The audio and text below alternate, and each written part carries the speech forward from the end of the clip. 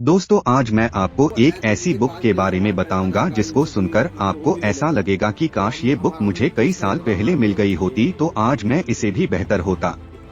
ये book elders, young students या house wives हर वर्ग के लिए परफेक्ट है। तो दोस्तों, आज हम बात करने जा रहे हैं one of the best book hyper focus book के बारे में, जिसे लिखा है राइटर क्रिस बायलन ने। उन्होंने अपनी बिजी एंड अनडिसिप्लिन लाइफ से ये नोटिस किया कि उनकी लाइफ एक ऑल टाइम स्क्रीन बन गई है। उनका अधिकतर समय घर, ऑफिस, गाड़ी में कंप्यूटर की स्क्रीन पर बीतता था। यही आज हम सबके साथ भी हो रहा है। हम भी अपना अधिकतर समय मोबाइल, टीवी या लैपटॉप पर बिताते हैं। हेलो फ्रेंड्स, मेरा नाम है Neeraj Arora. Welcome to my YouTube channel lifechangerbook.com। इस बुक को और बेहतर तरीके से समझाने के लिए हमने इसे 10 पार्ट्स में डिवाइड किया है। दोस्तों, आई एम श्योर अगर आपने इस बुक में दिए गए लेसन्स को अपनी लाइफ में अप्लाई किया तो यकीन मानिए आप अपनी जिंदगी में एक बड़ा बदलाव महसूस करेंगे। ये किताब आपको प्रोडक्टिविटी के बारे में सब कुछ सिखाएगी। आप कम काम करके भी ज्यादा रिजल्ट पाएंगे और आप अपने समय को और भी अच्छे ढंग से मैनेज कर पाएंगे। इसीलिए आप सबसे गुजारिश है कि अपनी जिंदगी को और बेहतर बनाने के लिए इस ऑडियो बुक को अंत तक जरूर सुनें, ताकि हम आपके लिए ऐसी ही लाइफ चेंजिंग ऑडियो बुक्स लेकर आते रहे। अगर देखा जाए तो आपके अटेंशन को चुनना ये आपके लिए स्टार्टिंग में थोड़ा मुश्किल हो सकता है। जैसे मान लो कि आपको नेटफ्लिक्स पर कुछ देखना है, तो जब आप सबसे पहले नेटफ्लिक्स को खोलते हैं तो एक होम पेज खुलता है जिसके अंदर कुछ शोज को हाईलाइट किया होता है, जैसे OTT, मूवी, न्यूज, स्पोर्ट्स। ऐसे ही आपको 2 नहीं बल्कि हजारों रास्ते मिलेंगे, जिनमें से कुछ पर जाकर आप एंटरटेन होंगे, कुछ पर जाकर आपको खुशी मिलेगी और कुछ रास्ते आपको कुछ नया सिखाएगी।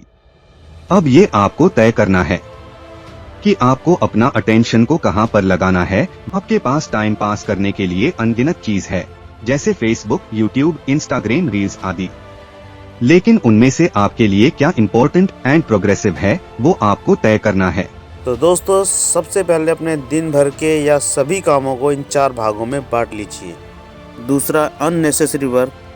तीसरा है डिस्ट्रैक्टिंग वर्क यानी ध्यान भटकाने वाले काम। और चौथा है पर्पसफुल वर्क। तो सबसे पहले नेसेसरी वर्क की बात करें तो इसके अंदर वे सारे काम आते हैं जिन्हें करने में हमें ज़्यादा इंटरेस्ट नहीं होता, लेकिन हमारी डेली रूटीन के अकॉर्डिंग हमें ये काम करने पड़ते हैं और ये हमारे लिए फ़ायदेमंद होते हैं। जैसे रोज़ाना ऑफिस में आपको डेली ऑफिस मीटिंग्स अटेंड करना, कॉल्स पर क्लाइंट से बात करना और एक घरेलू महिला को बेचारे को ना चाहते हुए भी वो सारे घरेलू काम करना। तो ये सारे वे काम हैं जिनको ना चाहते हुए भी अपने आप को पुश करना पड़ता है। दोस्तों, सेकंड है अननेसेसरी वर्क, यानी कि जो ज़्यादा ज़रूरी नहीं है। इन सब के अंदर वे सारे काम आते हैं जिन्हें करने में ना तो हमें मज़ा आता है और ना ही हमारे लिए कोई ज़्यादा फ़ायदेमंद होते हैं। जैसे रोज़ाना अपने डेस्क पर पेपर्स को ठीक करना, कंप्यूटर फाइल्स को मैनेज करना, फ़ोन पर दोस्तों से चैट करना, इंटरनेट पर लगे रहना। तो ये सारे वे काम हैं जिसको हम चाहें तो हम टाल सकते हैं और अपना कीमती समय बचा सकते हैं।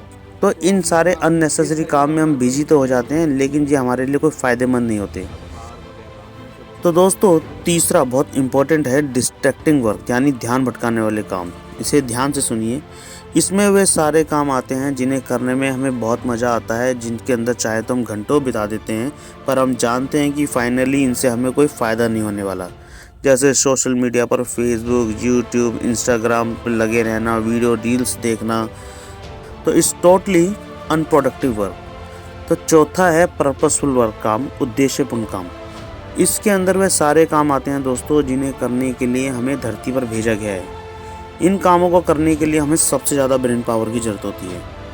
ये वे सभी प्रोफेशनल काम हैं जिनसे हमारा परिवार चलता है, आगे जाकर हमारा फ्यूचर बनता है। जैसे इंजीनियरिंग, डॉक्टर और स्टूडेंट के लिए पढ़ाई करना। अब एक फाइनेंशियल एडवाइज़र के लिए पर्पसफुल वर्क और इम्पोर्टेंट काम क्या होगा? भाई, अपने क्लाइंट्स को इन्वेस्टमेंट से रिलेटेड सही जानकारी देना, मार्केट से अपडेट रहना। एक एक्टर के लिए पर्पसफुल और उद्देश्यपूर्ण काम क्या होगा कि भाई एक्टिंग करना और एक्टिंग के क्षेत्र में अपना नाम बनाना। तो दोस्तों, मेरे लिए भी ऐसे ही एक इम्पोर्टेंट और पर्पसफुल काम है कि नई नई बुक्स पर रिसर्च करना और अपने लिसनर्स के लिए ऑडियो बुक के रूप में एक बेहतर कंटेंट लेकर आना। दोस्तों, पूरे दिन की अपनी लिस्ट बनाने के बाद हम ये डिसाइड कर पाएंगे कि हमें अपना टाइम कहाँ देना है, क्या हमारे लिए प्रोडक्टिव है और क्या अनप्रोडक्टिव, ये आपको डिसाइड करना है। Switching off auto pilot mode. एक रिसर्च के अनुसार हम अपनी डेली रूटीन में लगभग ज्यादातर काम ऑटो पायलट मोड में करते हैं।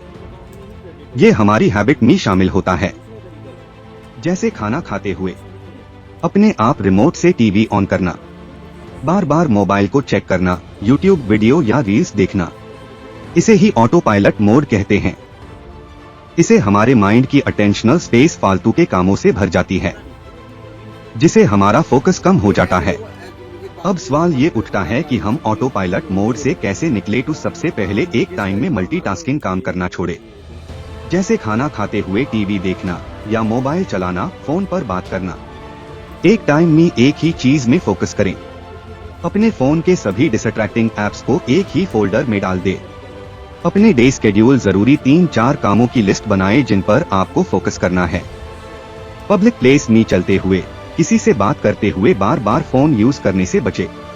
पहचाने कि आपको कौन कौन सी चीज डिस्ट्रैक्ट करती है। Attentional overload. दोस्तों, it's important part of this book. कई बार हमारे साथ ऐसा होता है कि हम ऑफिस या किसी काम के लिए घर से निकले और हमें याद आता है हमारी गाड़ी की चाबी या पर्स तो घर पे ही रह गए, या हम मार्केट में कुछ सामान खरीदने गए तो शॉपिंग लिस्ट में हमें सिर्फ 2-4 सामान याद रहे, बाकी हम भूल गए। ऐसा अक्सर लगभग सभी के साथ होता है, पर ऐसा होता किस लिए है?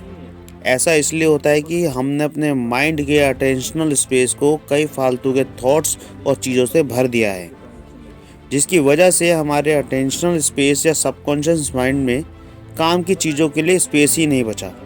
इसलिए हमें अपने अटेंशन स्पेस को फालतू के थॉट्स और एक्स्ट्रा कंटेंट से खाली करना पड़ेगा और अपना ज़्यादातर समय सिर्फ काम की चीज़ों में ही बिताना पड़ेगा। और हमारे लिए और भी मुश्किल तब हो जाता है जब हमारे पास समय की कमी होती है और काम का लोड ज़्यादा होता है। तो हमारा माइंड यही नहीं सोच पाता कि हम काम की शुरुआत कहाँ से करें और इसके चक्कर में कुछ ज़रूरी काम छूट ही जाते हैं। अब आप पूछेंगे कि भाई इस अटेंशन स्पेस को हम खाली कैसे करें?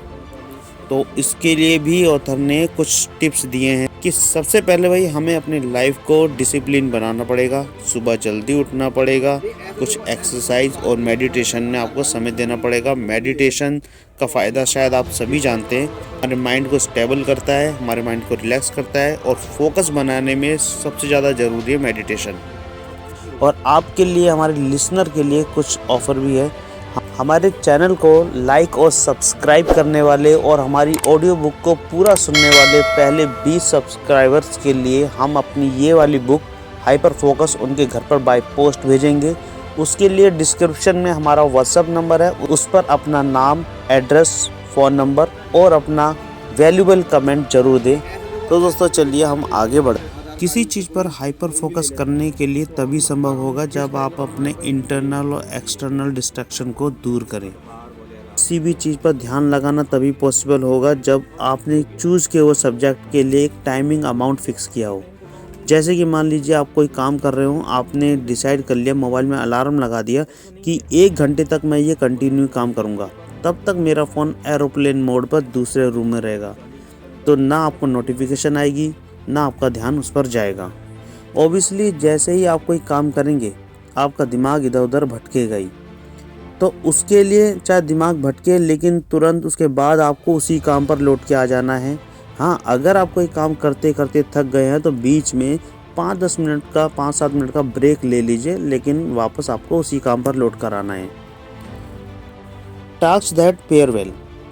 दोस्तों, हमारी लाइफ में 2 तरह के टास्क होते हैं, एक हैबिचुअल टास्क और दूसरा कॉम्प्लेक्स टास्क। हैबिचुअल टास्क में वे सारे काम आते हैं जिसमें हम अपने आदत के अनुसार एक बार में कई काम करते हैं, जैसे खाना खाते हुए टीवी देखना, मोबाइल चेक करना और कंप्यूटर पर काम करते वक्त म्यूजिक सुनना।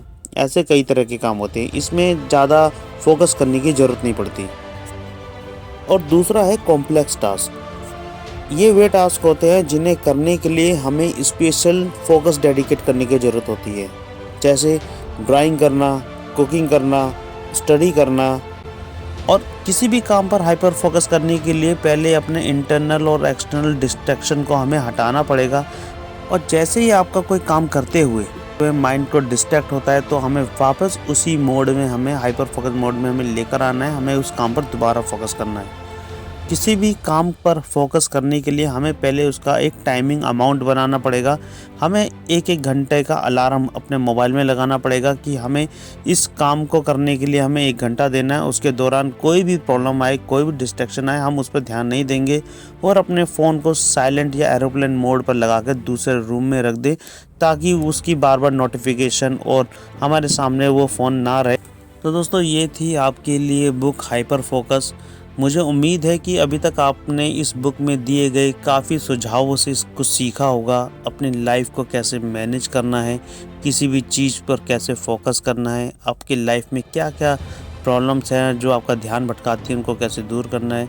अच्छा, और जाते जाते मैं आपको एक कंसंट्रेशन पावर को बढ़ाने के लिए एक टिप्स देना चाहूँगा, अगर आप कर सकें। मैं तो उसको करता ही हूँ। आप कोई भी गेहूं के या चावल के 100 ग्राम दाने ले लीजिए और उसको एक एक करके गिनिए। मुझे पता है आपको काफ़ी बोरिंग लग रहा होगा, लेकिन ये वाकई में बहुत बोरिंग काम है। लेकिन आप एक एक करके दाने को पेशेंसली गिनिए।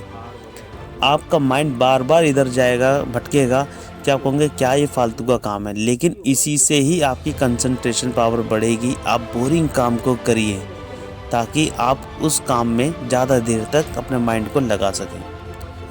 तो आप प्लीज़ ज़रूर बताइएगा कि ये ऑडियो बुक आपको कैसी लगी।